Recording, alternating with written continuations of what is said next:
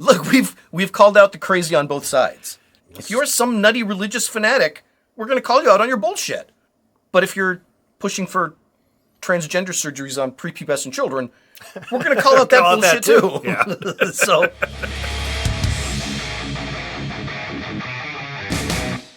vote for Pedro.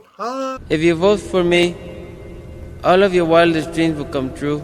Welcome to Gaming Dudes. All right, what a week it's been. I mean, all right, the election is over. Yeah. Trump won. Harris got her ass kicked. Yeah. And there's an awful lot to unpack. We're not political commentators. No, we're just going to tell you what the common man thinks. Yes. Whose fault was this? Who shit the bed? Oh, Trump had better marketing. Was it that? Because he increased his numbers in every demographic. Mm-hmm.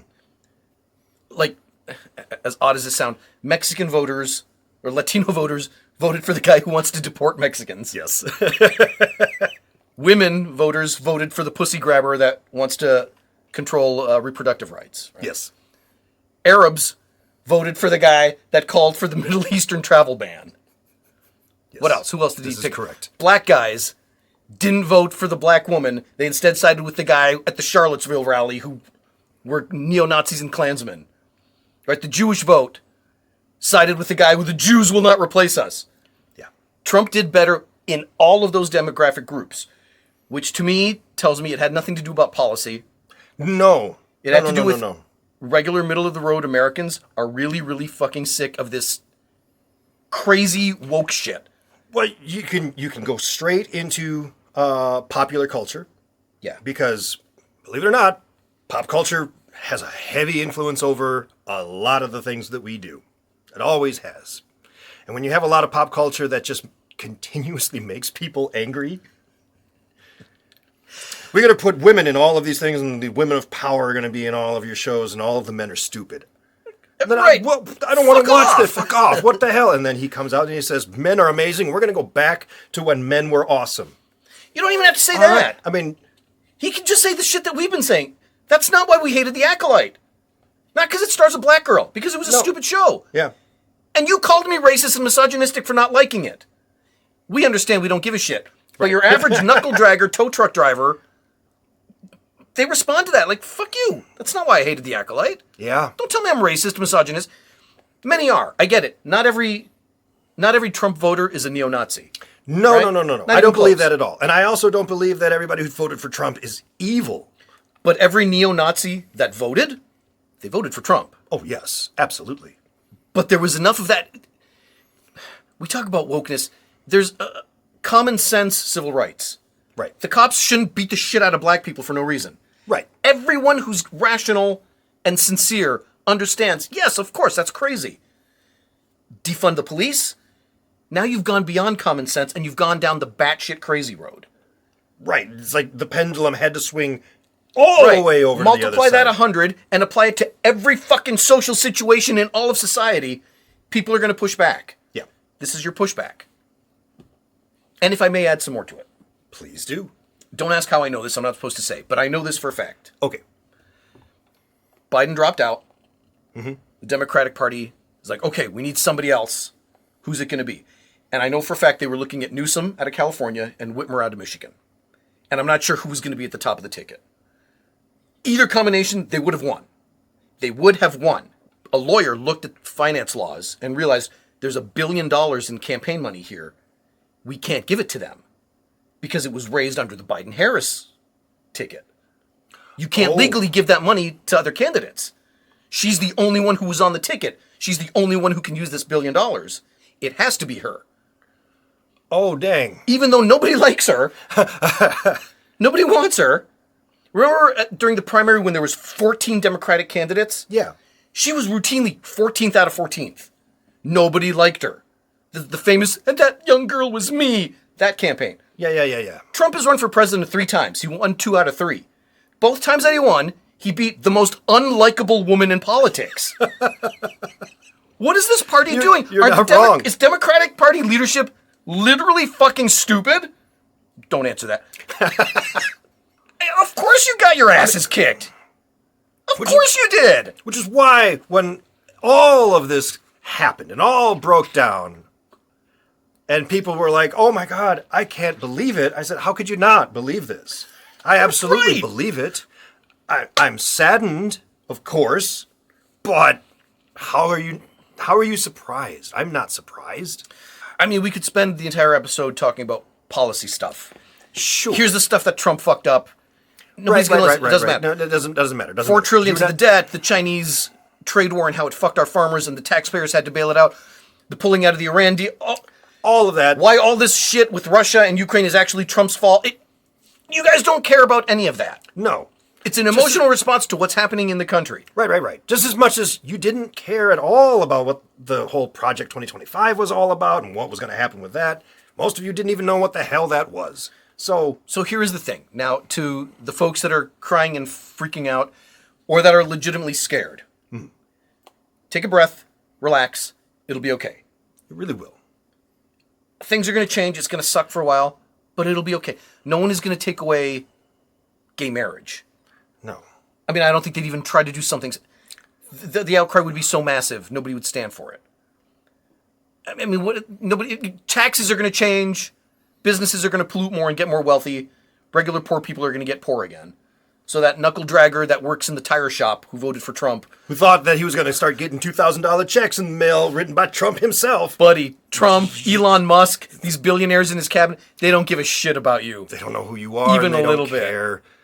They're going to make money. God, they're going to make so much money. Yeah, that corporate Trump tax cut where corporations made like $13 billion. My paycheck went up $8. So let's be honest. He doesn't. The days will continue. Life will go on. They can't take away a right unless you let them take it away. So all this shit about I'm moving out of the country. Well, how about you stay here and fix shit? How about that? It's a thought. Like you woke up the next morning on Wednesday. The sun came up. The dog still needed to go out for a walk. Birds are still chirping. I still had to go to work. The leaves are still there. People still went about their day. The only thing that changed, Juan and Pedro, my lawn care guys, haven't shown up for work all week. I'm not sure what. They really did leave the country. My point is, no one can just take your right away unless you let them take it away. Yeah. So. And believe me, when you're dealing with Americans, you can give us stuff. We're not good at getting stuff taken away from us. We really are not. I mean, really, it's just these abortion rights. That last cycle were the last time a right was taken away from people. Yep. And it is going to take vigilance because they were trying to disenfranchise black voters. And have been trying to for many years. And there's other things that they're really going to try to push forward that the most of us are not okay with. But I don't think we need to start going down. We don't need to get freaked out over every dumb shit that he says. No. And he's going to say a tremendous amount of dumb shit. Like, I'm not going to fall into The Apprentice season 4. I'm not stuck to the news channel waiting on oh my God, I can't wait to get home and see what he said today. Fuck that. I'm done. No. Yeah. I'm done. You'll drive yourself crazy doing that. Don't do that. The news networks love this shit because you're glued to their network now. I'm not fucking playing that game anymore. If something comes up that truly is appalling and needs to be stopped, I'll get up and I'll fight for it. So relax, stick together. Right? It's still 50-50, pretty much. So they can't really fuck shit up too bad. And anything that they want to change, anything they want to do, it's always going to go up for a vote. So you stop them. Yeah. And in 2 years, you've got a chance to take the House and Senate back. Do that instead of leaving the country. Nobody's going to leave anyway. No. Where would you rather go? Where are you going to go? Maybe Canada, most of Europe. But beyond that, I don't know. There's really no place. I don't know. I'm trying to...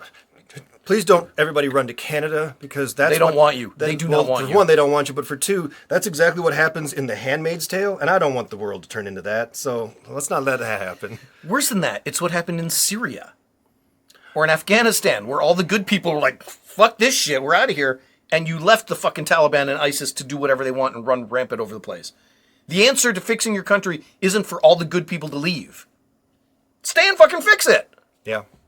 Don't make any major purchases, because man, those interest rates are going to go up high. well, no, in 2 years the economy is going to be tanked again. He inherited an Obama economy, and it was outstanding, and it took him 2 years to fuck the shit out of it. Right. And it's been recovering slowly. He's going to inherit a recovering economy. So for the first 8 months of his presidency, it's going to look, everything's getting better. It's continuing on the trend. And then once his policies go into place, wait, something's not right. Tariffs have fucked the shit out of our... okay, got it. Whatever. It'll be over eventually. Yep. And then we'll play this game all over again. Over and over and over again, every 4 years. Maybe we could make the election cycle shorter? Does it have to be an entire year? Yeah. Do we have to campaign for the entire year? Can it just be like, okay, September and October is election season. And we vote in November and it's done. We're not sponsored by anybody, but I did happen to pick up a subscription to No More Robo, which is the app on your phone, which blocks out all calls. So I didn't get any of those stupid election calls and text messages that go on over and over again, all filtered out. I did get it. I only took one of those calls this entire election cycle. Oh, did you? It was, I don't know, a week, 2 weeks ago. I was high as shit, laying in bed, and the phone rang, and the phone picks up immediately. It said political call, so it knew. Of course. But I'm like, this could be hilarious. So I answer, hello, who's this? And this girl answered, and I kind of dropped. She sounded like a young girl. So I'm like, oh, I can't make fun of. I don't want to hurt your feelings. I'm not going to antagonize some poor young girl. She was some girl calling. She's from Michigan, calling from outside of D.C., somewhere in Virginia. We started chatting for a bit. She's like, yeah, I'm calling around your neighborhood on behalf of Harris and whoever the guy, Harris Walls.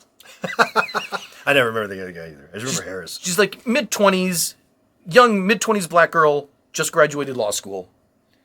This was the first call she'd made. This is her first night working the phone banks. She's gotten 5 people hang up on her, and I'm the first person to answer and say hello and speak to her. Wow. I was like, where are you calling? She's like, yeah, I'm calling around your neighborhood.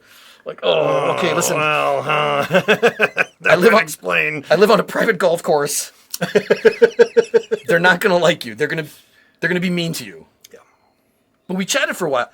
Her grandfather used to run with John Lewis back in the day, sneaking from Oklahoma to Mississippi. Oh, no shit. Registering black voters and then getting the fuck out of the state before nightfall. Because you could be arrested for being out after nightfall if you were black in that state. Wow. Like, holy shit. She's like, yeah, don't worry. They're not going to hurt my feelings. And not great-great-great-grandfather. Her grandfather. That is some shit. Wow. So don't leave the country and don't give up. They can't take your rights unless you fucking let them take it. So don't let them. There are safeguards in place. There are checks and balances that they kind of fucked up. The courts, the First Amendment, the Second Amendment. I would recommend anyone gay, black, trans, go to the gun store. Exercise your Second Amendment rights. See how much the NRA likes that. Why not? Go for it. Why not? I want to see an army of black lesbians sporting AR-15s marching in protest. Thousands of them. Wow. I would love to see that. Make that fucking go viral. I want an army of black lesbians armed with AR-15s marching through Washington. Chanting their slogans, whatever is the fucking slogan of the day. I don't care what. Give us that visual. See how the fucking cops treat that. Now I want that to be a series on HBO Max. Second Amendment rights for everyone. Yeah. Yeah. Come on, where's the black lesbians? You wanted the right for everyone. All right. Here comes everyone. Yeah. All right. You know us. We try to avoid the political stuff, but this was absolutely unavoidable, so we had to say something. But we're done now. We'll go back to fart jokes and... Look, we've called out the crazy on both sides. Yeah. No one has been a harsher critic of stupid woke DEI bullshit than us. Well, I don't know that's true, but... That's not true. We've cut loose on that nonsense many, many times. Mm-hmm. We've cut loose on neo-Nazis and Jews will not replace us. I'm sorry. If you're on the fringe and talking batshit crazy shit, we're going to call you out on it. Yes. If you're some nutty religious fanatic, we're going to call you out on your bullshit. Yeah. But if you're pushing for transgender surgeries on prepubescent children, we're going to call out that bullshit too. Yeah. So, yeah. It is what it is. But I don't know. I'm not even going to ask for comments because I don't even know what I would want you to comment about. I don't really care what your political views are, and I don't want to hear about it in the comments. Make sure you subscribe. Yeah, make sure you at least subscribe and, like. Don't share it, though. Nobody else wants to see this. Glad you stuck around, but don't share it with anybody else. If I may quote the great political philosopher Wayne Smith. Please. The great philosopher Wayne Smith said, after Election Day, All of you poll employees, you campaign volunteers, you worked so hard and sacrificed to get your candidate elected. You put in all this effort. The day after Election Day, wake up early. Get out there and take down your fucking signs.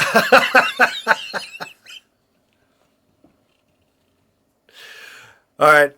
You all have a good one, and we'll see you in another video. I know.